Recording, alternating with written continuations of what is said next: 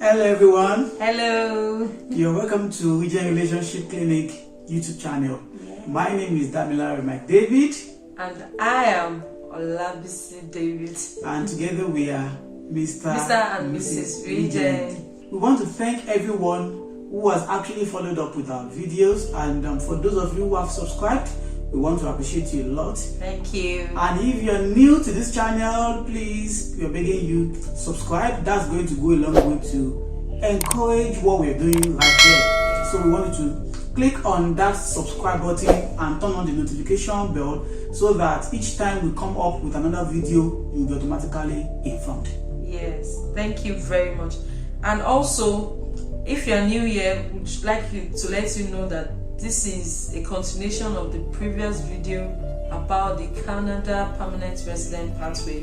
So if you're here to watch the first video, please do so. And for those who have watched the video, we are moving on today with the hope that you have actually carried out the steps we mentioned in the previous video. And that's to say, you have carried out your eligibility test to confirm if you're eligible for the Express Entry program or not. And you have also simulated your CRS score to have an idea of how to improve your scores, or to have an idea of if you stand a chance in getting an invitation to apply. We believe you have done all this. If you are yet to do that, once again, please visit the previous video on the channel about the Canada Permanent Resident Pathway and make sure you watch and click the links in the description box. That will lead you to the site where you will carry out the eligibility test and also carry out the simulation of your CRS score, because today's video is a continuation of the previous one. Thank you. So let's get started. Now that you have confirmed that you are eligible for the Express Entry program and you have also simulated your score, how do you proceed from there? I know that's the question on the minds of so many people. Actually, a lot of people reached out to us after the previous video, sending us evidence to confirm that, oh, I did the eligibility test and I'm eligible for the Express Entry, so what next? So today we are talking about what next. The first thing you need to do is to evaluate your degree. What does this mean? Now, if you got a degree from a non-Canadian institution, which most of us fall into that category, you studied in Nigeria, studied in the UK, studied in America and all that, what you need to do is to evaluate your degree with an educational body in Canada to determine that your degree is actually equivalent to the Canadian standard. Now, what does this mean again? I studied pharmacy in a Nigerian institution.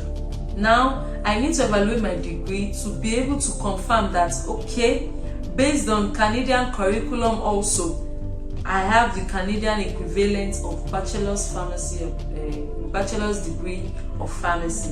I hope you get this. So how do we get this done? First thing you need to know is that there are bodies that do this evaluation. We have WES, which is the most common body. WES stands for World Education Services. Yeah. So WES is the most common body that evaluates degrees. But aside WES, if you are in a licensed profession, for instance, you're a medical doctor, you're a pharmacist, you're a lawyer, there are some bodies that can evaluate your degree. I know some other occupations may ask, oh, is there a body that evaluates for me? I may not have all those, we may not have all those details. So we will need you to do your findings about your occupation, but I'm certain about this one that I've mentioned. I also know that for now, there's no evaluating body for nurses. They need to use the WES. So the truth is that most of the occupations, most of the other degrees, you have to use WES. So the first thing you need to do is to determine which body is going to evaluate my degree. And once you get that determined, then you need to proceed. How to evaluate your degree? The steps are listed on the websites of the various bodies. For the WES, yes, for the WES, you go to the WES, just click type WES on Google, you will get all the information you need. And just to let you know that for this evaluating process, you will need to get your transcript from your institution. So make sure that that is something that's possible at the moment. Also, another thing you need to remember about evaluating your degree is that you are to evaluate your highest degree, not all your degrees. Do you understand this? For instance, if you have a bachelor's degree and you also have a master's degree, you have no concern evaluating your bachelor's degree. You can just go straight ahead and evaluate your master's degree. I do hope this is clear enough. Yeah. The next thing we'll be talking about, which you need to do, is to do your IELTS. But before I mention that, I would like you to know that when it comes to evaluating your degrees, it's not that words won't do everything for you, but if you are in a profession whereby you have a body that is specifically towards your profession, that if your profession has a body, you tend to have more points. Like if a pharmacist and PEBC evaluates for you, you will be able to get more points. We'll try and put in the description some of the bodies that we know, at least for doctors, nurses, doctors, pharmacists, lawyers, and whichever every other one we know, we'll let you know so that you can just. But if we don't put yours in the description, just try and do a Google search. And the next thing we'll be talking about is IELTS. What I would advise you that you start with your degree evaluation first, because it actually takes a long time. You know, you need to send something down to the evaluation body, you need to get across to your school, there needs to be a confirmation between the evaluating body and your school. You know, sometimes it may take up to 3, 4, 5, 6 months. But if you are doing IELTS, after the exam, maximum 2 weeks, your result is out.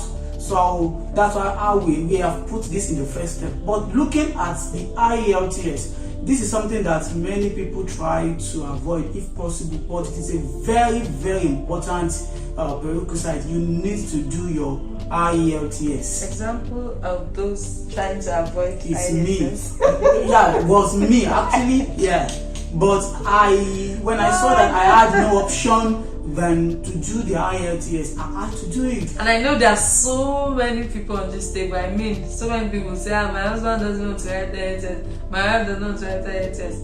See, your dreams, your Canada dream is bigger than your not wanting to write IELTS. And your fears, Yeah, so you just need to face it once and for all. And coming from somebody who didn't want to write, maybe we should hear from the assistant.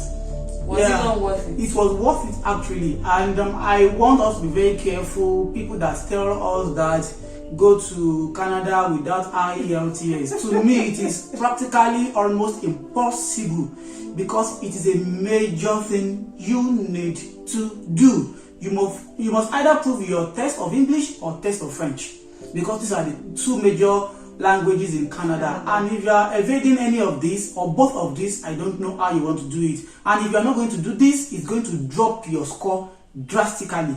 So when it comes to writing IELTS, there are, for example, in Nigeria, I think generally there are 2 bodies that are actually conducting the exam for now, which is IDP and British Council. Yeah. So you can visit any of their websites. We will also try and put the links in the description, and for you to study what's going to be the prerequisites and what this is what you need to score. There is if you are the principal applicant, please try as much as possible to hit the required benchmark, which is 8777, which means for your speaking you need to get 7, for your writing you need to get 7, for your reading you need to get 7. It is only listening that you need to get 8, so which is 8777 in listening, writing, speaking, and reading. So it applies to both IDP exams or British Council. So you just try. It is very, very important that you should do this. And I would advise you, for you, if you are not seeing a lot of fear, please go for tutorials. It is English, yeah, but it is very, very the way these exams come, they are very tricky. They have their special ways of marking and what they look out for. Very simple things, but go for exam. There are a lot of tutorial centers around where you can prepare yourself. Thank you very much. Thank you. Sorry, just to add to the IELTS. IELTS is not something you cannot do. I mean, we speak English all the time. We're communicating to you right now in English. You communicate with others in English. You're always texting in English and all that. So it's not. Don't allow that fear to rid you of this great opportunity. And if you, just like my husband said, go for tutorial. Immediately we decided that we wanted to go through this express entry pathway. That was the very first thing I actually did. I enrolled for tutorial for 1 month, and afterwards I wrote my exam, and I passed my first sitting. So it's something that you can do. My husband also passed in his first sitting. So just to let you know that it's not something you cannot do.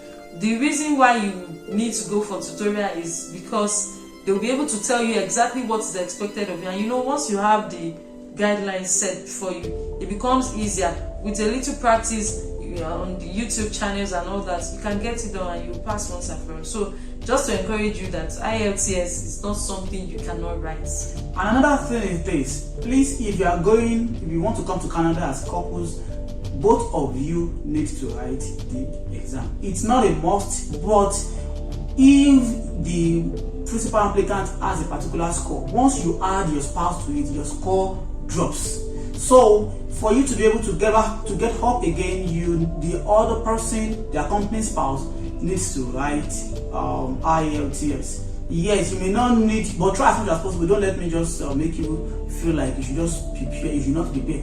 But both of you need to write. And another thing I can advise you, something that actually worked for us: once you register for the exam, you will be given an opportunity, I don't know if it still works, to actually pick a component. Well, maybe I think it was a promo that was ongoing. Okay, then. promo So then. I'm not sure it's still running, but we can confirm from the various websites. We wrote with IDP, and then when we registered with IDP, they gave us that opportunity, just like my husband is saying now.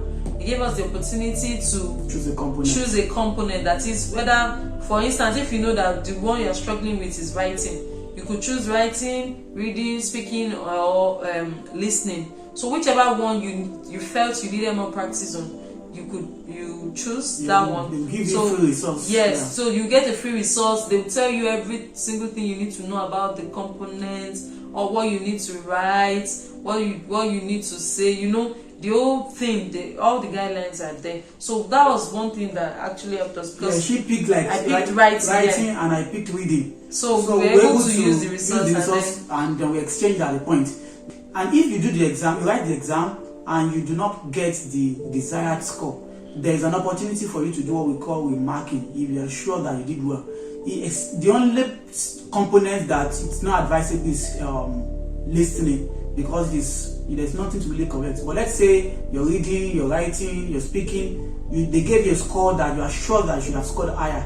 You can opt in for a remark, and if you score better, if you score higher, they will refund your money rather than going for another exam. So that's another opportunity. Yes, and just to make sure that we are clear here, there are different forms of IELTS tests. So the one you're writing, if you want to come into Canada as a permanent resident through the express entry route, you are writing the IELTS general test.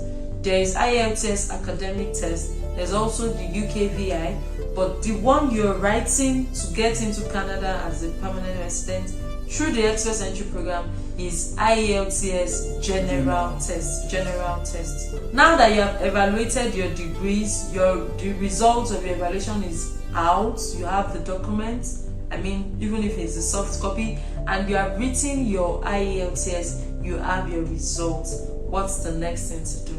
The next thing you need to do is to create an online express entry profile. We'll drop a link on where to create, the link leading you to create an express entry profile. So once you click that link, they'll ask you a series of information, your biodata. They'll ask about your academic qualification. That's where you put in your degree evaluation. They would also ask you about your language efficiency. That's where you put in your IELTS results. So once you do all these things and you click submit, what does this mean? This means that you are officially in the express entry pool, and you are What it means is that you are officially in the Express Entry pool, and peradventure there is a draw and your score falls within the minimum score that is required, the required score for that particular draw. It means that you will get an invitation to apply. So now that you are in the pool, what do you need to do? You need to, one, wait and watch what the score is saying to know if you stand a chance of getting an invitation to apply. Number two is, if you think your score is not good enough, even though you are in the pool, start working towards improving your scores. How can you do this? You can, if your IELTS result was not good enough, you can rewrite. Okay. You can do that. You can, it depends if you are into IT, for example, like me. There are some courses that you can do, BCS or something, that you can do that can fetch you more points. French is another thing that can actually boost your score. Yeah. So if you can study French and write, just as we have IELTS for English, French also has its own dedicated exam for this. I think if you're able to max out or do well, you can get as much as 50 points or thereabout. Yeah. So you can study French and write French. What else can you do? So what this means is that when you are in the pool, there are so many people in the pool, and let's say we have 10,000 people in the pool, and then each time the Canadian government decides that, okay, let's have a draw, they will decide how many people do we want to invite to apply for permanent residence. Okay, let's invite 5,000 people to apply for permanent residence today. Once they put in that information, the system automatically picks the first 5,000 people in the pool based on their scores, based on their CRS score. It's just like position in class. So somebody that has 100 will definitely be first position, and they keep moving like that until they get to the 5,000th person. And once they get to the 5,000th person, they check, oh, what score is this person? They say, oh, this person is on score 500. That's why they will say 5,000 people were invited. Minimum score to get an invite was 500. So that's how it works. So what this means is that if when you entered the pool you were on position 480, should you stay there? No. When you look at the trend of things and you see that, oh, there are still some things I can do to improve my scores, then go ahead and do it. Just like my husband said, you can rewrite your IELTS. There are some people that actually got this 8777 we're talking about, but because they still needed more points, they decided to write again so that they can max out completely. And when you max out, it means you're getting about, I think, 9 or thereabouts in each component. So if you get that, you would also have more points. So the game of Express Entry pool is a game of points. So everybody in the pool must make sure they are doing whatever can help them to get more points. And that BCS my husband talked about is not only even for IT people. I mean, people that are not even in science related courses, you can do BCS, especially if you have only bachelor's degree. If you do BCS, it's just for 6 months. After that, you can get what we call 2 or more degree, which gives you more points than just your bachelor's degree. So, and another thing for about the creating your profile is try as much as possible to create it as quickly as possible.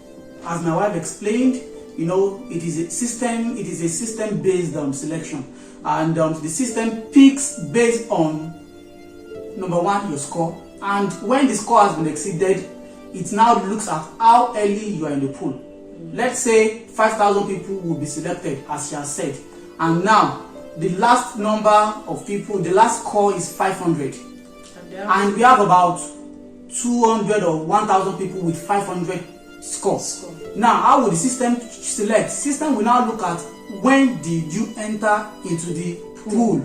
It can be as precise as the day, the date, the time, the second. Hey, do you understand how it is? Yeah. So if let's say you applied yesterday and you have 500, somebody that applied 2 days ago will definitely be ahead of you. So what this means is that both of us now, we can have 500, and he can get an invitation to apply and then may not get based on our time of submission. So what this means is that on this jackpot journey, You don't need You have to to be slack. proactive. Yeah, that's the word. Very proactive. Because the second matters. Yes. So as soon as you get, because the major two things you need for you to enter the pool is your degree evaluation results and your language test results. As soon as you have these two, please jump into the pool. And for couples, if you're not qualified, just jump in. And for couples, yes, just jump in and start building. And for couples, even if it's just one of you who has it first, maybe the primary applicant, still jump in with that result. Then when your spouse writes, you will update. Yeah. Your profile can be updated at any time. It doesn't mean that what you opened is what you leave. No, you can always update it. In our case, I was the first person who wrote. I wrote my IELTS. I evaluated my degree, and we jumped into the pool. As soon as my husband's evaluation results came out, we added it. Our score moved up. As soon as he wrote his IELTS and we got the results, we added it, and then we got to the result that we used to get the IT. So on this journey, you need to be very proactive. Thank God you have done the first step. You have evaluated your results. So you have done your eligibility test. So on this part 2, make sure you get started. Get your degrees evaluated. Begin to practice for your IELTS. As soon as your degree evaluation results is out, go for your IELTS test. In another 2 weeks, you get your results, you jump into the pool. We hope this video is as clear as possible. But if you have questions, please feel free to make comments down below. And also, let's hear from you about this video. Thank you. Don't forget to like this video, comment, and please subscribe. One more thing. Can you beg them to share with their friends? Yes, please. Don't just watch this video and like and subscribe alone. Share with your friends. Yeah. You have a lot of people that also want to come to Canada, and we are doing this thing. We are not collecting money, so we know what we went through before we were successful in this journey, and we don't want a lot of to make it easier. We want to make it easy for people, so that's why we are going to this ministry of help. So please try and share this video, and our next video will be talking about, okay, once you have applied, how to get your document, the documents you need to do, how you need to go about them, and these are information that will really help you so that you won't make mistake. There are a lot of people that a single mistake can make them to be banned from even coming to Canada when it comes to misrepresentation. So that's why we need you to actually follow this video. For many of you who are trying to get in touch with us, just use the WhatsApp. If you think you have personal questions about this, use the WhatsApp line. If you don't respond to it, just be patient. We have a lot of people getting across to us about this. Please, and make sure that you truly watch this video and understand it, because when you ask us questions that have been answered in this video, all we'll do is to direct you back to the video. Yes. And I think, I don't know, I'm not promising. If we can, maybe we'll do a demonstration of how to create a profile. I'm not promising.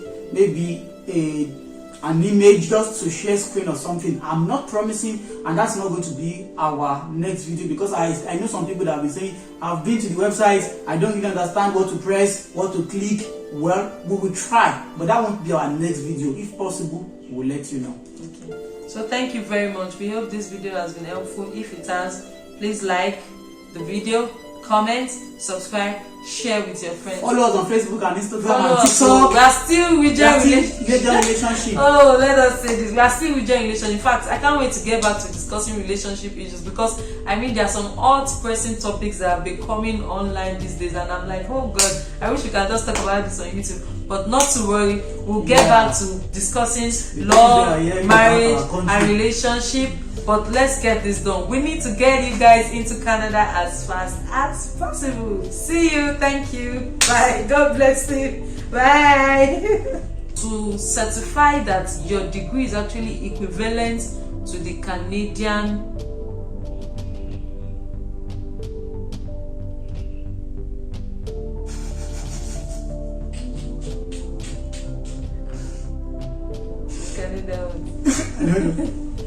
like standard.